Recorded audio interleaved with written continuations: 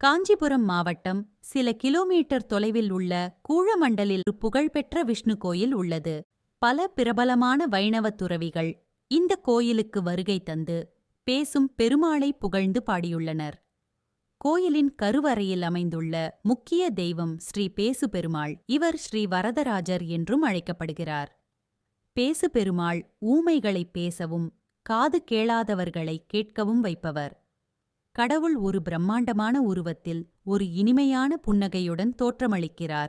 மேலும் தனது வலது கையால் நம்மை ஆசீர்வதிக்கிறார். அவர் மாதா ஸ்ரீதேவி மற்றும் மாதா பூதேவியால் சூழப்பட்டுள்ளார். கோயிலில் விஷ்ணு மற்றும் லட்சுமிக்கு உற்சவ சிலைகளும் உள்ளன. மேலும் இது கோயில் திருவிழாக்களின் போது வெளியே எடுக்கப்படும். முக்கிய தெய்வங்களைத் தவிர ருக்மிணி மற்றும் சத்யபாமாவுடன் கிருஷ்ணரின் அழகான சிலைகள் மற்றும் அற்புதமானவை. கோயிலுக்குள் வைணவ துறவிகளின் சிற்பங்களும் காணப்படுகின்றன. ஆனந்த புஷ்கரிணி குளத்திலிருந்து வரும் புனித நீரை நம் தலையில் தெளிப்பது நமது பாவங்களைப் போக்கி நம் வாழ்வில் நல்ல அதிர்ஷ்டத்தை தரும் என்று நம்பப்படுகிறது.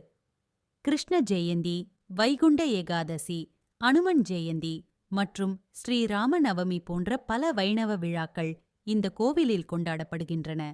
ஊமை, காது கேளாமை, மனக்குழப்பம், மனக்கவலைகள் மற்றும் மனக்கோளாறுகள் உள்ளவர்கள் தங்கள் பிரச்சினைகளுக்கு உடனடி நிவாரணம் பெற இந்த பேசும பெருமாளை தரிசித்து வழிபடுவது நல்லது என்று நம்பப்படுகிறது. எல்லாம் வல்ல இறைவனின் தெய்வீக முகத்தைக் கண்டால் நம் கவலைகள் அனைத்தையும் மறந்து நம் வாழ்வில் எல்லா வகையான வளங்களையும் பெறுவோம். பழங்கால மன்னர்கள் திருவிழாக்களின் போது இந்த புகழ்பெற்ற கோயிலுக்கு வருகை தந்தனர். புராணத்தின்படி சோழ மன்னர்கள் இந்த கோயிலில் பூஜை திட்டங்களை செயல்படுத்தினர்.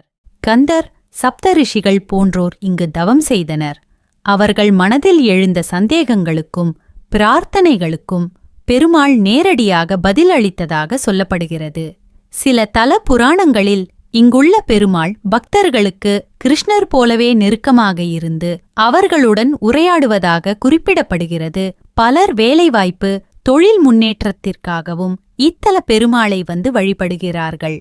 வழிபட்ட பிறகு விரைவில் நல்ல பலன் கிடைத்ததாக பலரின் அனுபவங்கள் கூறப்படுகின்றன. அதேபோல் குழந்தை பாக்கியம் கிடைக்காமல் தவிக்கும் தம்பதிகள் இங்கு வந்து விரதமிருந்து பெருமாளிடம் பிரார்த்தனை செய்தால் குழந்தை பாக்கியம் விரைவில் அருளப்படுவதாக மக்கள் நம்புகிறார்கள்.